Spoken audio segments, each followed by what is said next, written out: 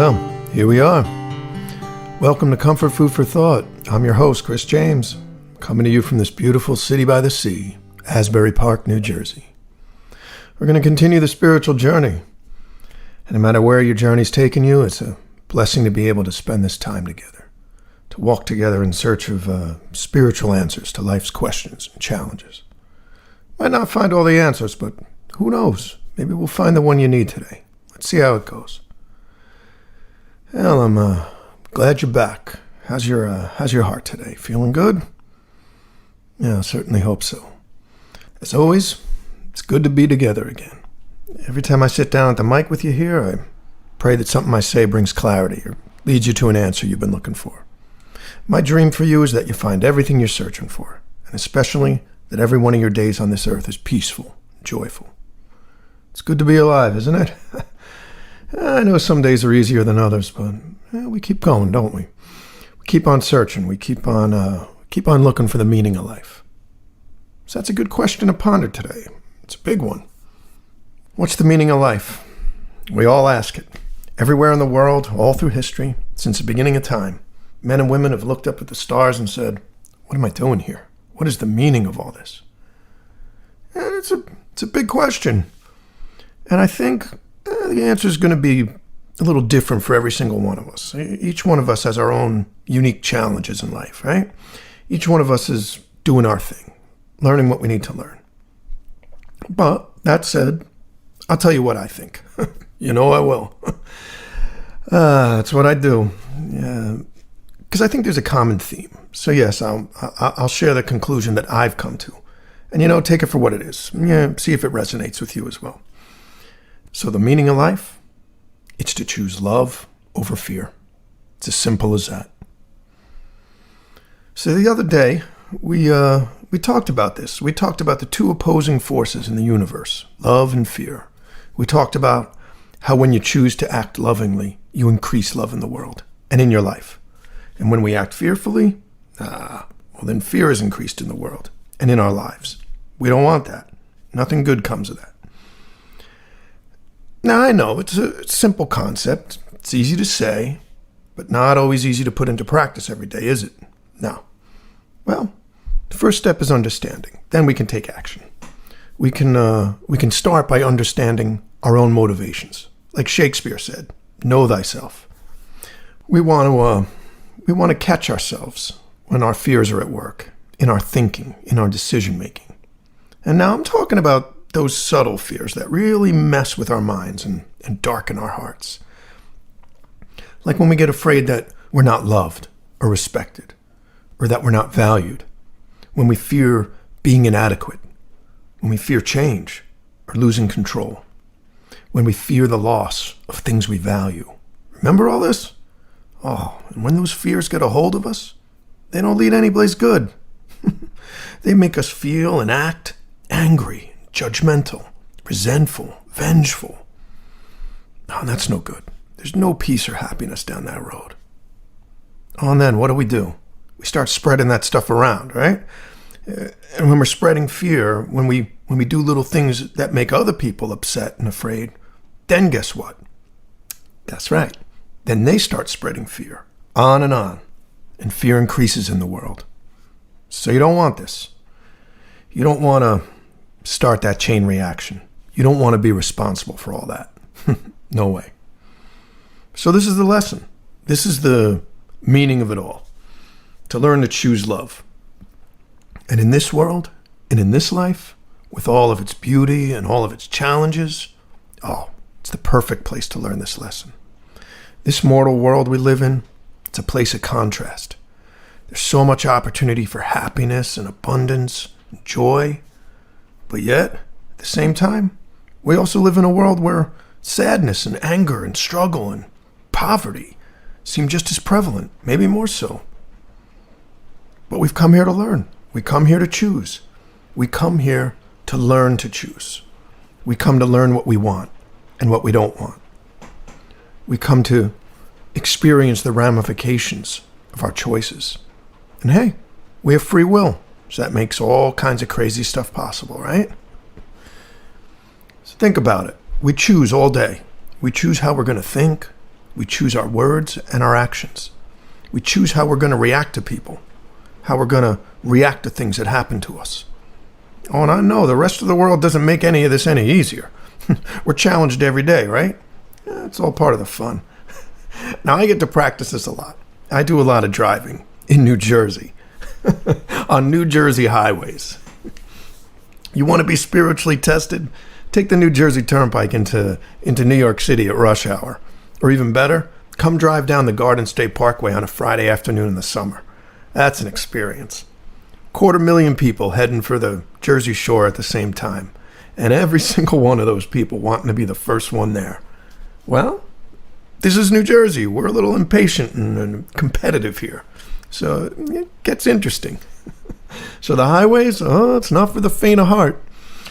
It's not the place for you if you're short-tempered or thin-skinned. Your patience with your fellow man gets tested. Oh, yes, sure does.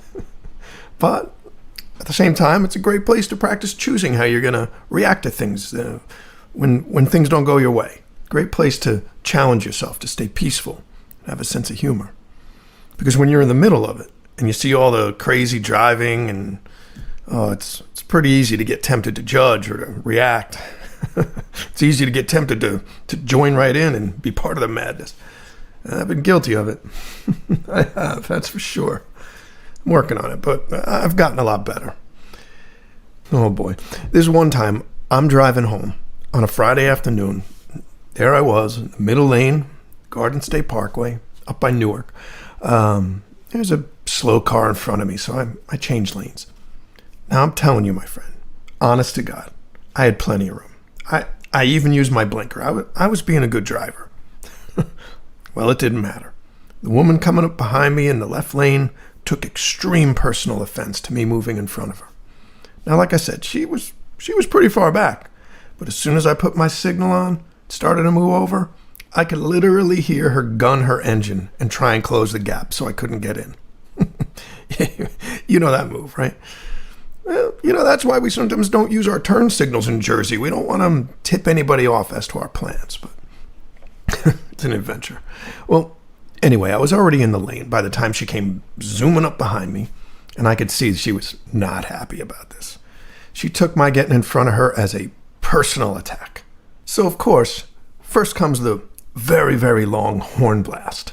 The one where they hit the horn and, just keep it on. Like they're saying, I'm keeping this horn pressed for as long as I'm still feeling angry.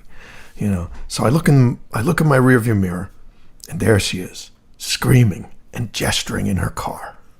Oh boy, what in the world did I do to her? She had no hands on the wheel. She was using both hands at once to flip me the New Jersey state bird.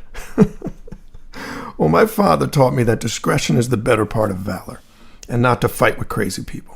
So I got out of her way as quick as I could.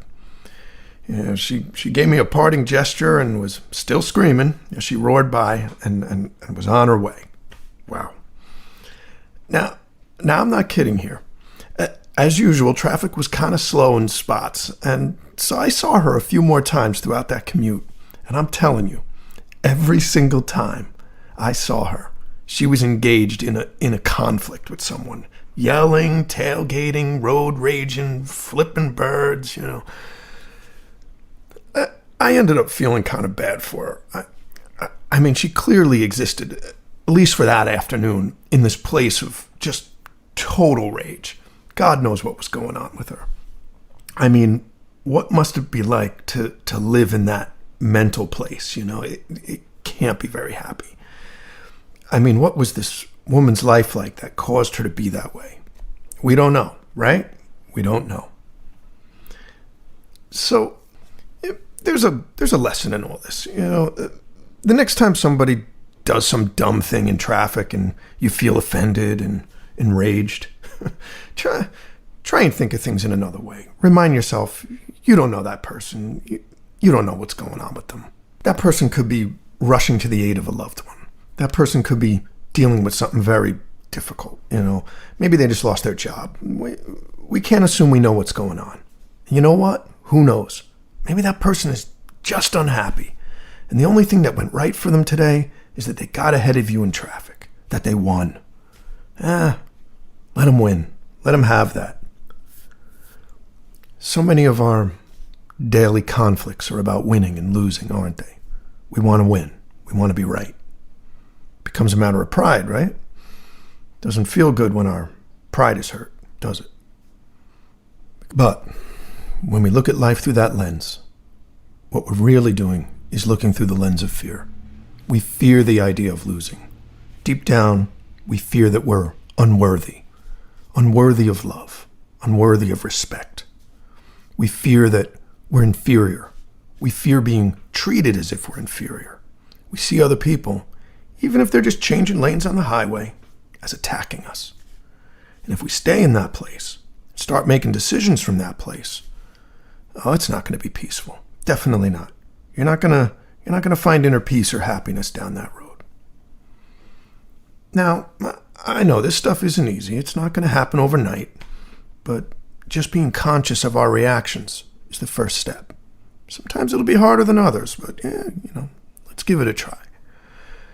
Because as we do this, as we make an effort to be understanding of ourselves and of other people, when we learn to make loving choices from a place of peace and not a place of fear or anger, that's going to be the path to spiritual growth. And we got to remember, everyone is doing their own thing. Everyone has different challenges. We say this all the time. Everyone has their own lessons in this life. Not everyone's taking the same classes. You know what I mean? Everyone's in a different place in their journey. So we have to be compassionate and patient. Everyone's trying to find their way. Deep down, we're all searching for the same things, right?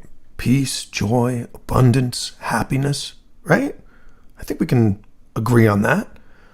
We all want these things, every one of us. I want them, and I want them for you.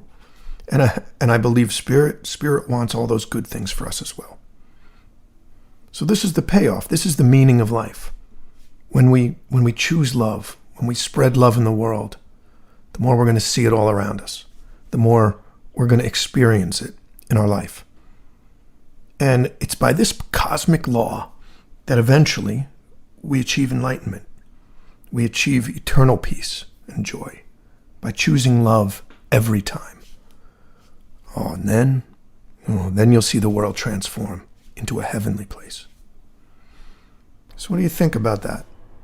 Does that work? That's my version. That's my private theology for you there. So you see, this whole thing about choosing love, and this is important. You have to choose it yourself, on your own, in your own time. Remember what I said, you're free. And love is only love if it's chosen and given freely. Let's say that again. Love is only love if it's chosen and given freely. That's the only way it can be real. It can't be forced. So, we can choose how we look at the world. And we can look at it however we want to. We can see it the way we want to. It's a wonderful journey of learning. And we'll work on it together, you and I. All right? I'm working on this too. Well, what do you say we affirm these ideas before I get going here? I know it's a lot to take in. I get carried away. I'm preaching away here. Yes, I do. But I know there's power for miracles in this. Miracles for you in your life. So I get excited about that. Anyway, let's sit with it. Let's take a nice deep breath and open your heart to this thought. If I choose love today, it'll lead me to peace, joy, and happiness. If I choose love today, it'll lead me to abundance, intimacy, and acceptance. If I choose kindness, understanding, compassion, patience, this is the path to growth and wisdom. This is the path to everything I want. This is the meaning of life. All right. Well, it was a heavy one this time, but powerful stuff. In any case, it's some food for thought, and I hope these thoughts bring you some comfort and peace today. May Spirit inspire and protect you, and may you have abiding peace and joy till we meet again. Take care of yourself, my friend. I'll be back soon. You've been listening to Comfort Food for Thought with Chris James. For more information and links to our social media, please visit us at our website, www.comfortfoodforthought.com. Thanks for listening.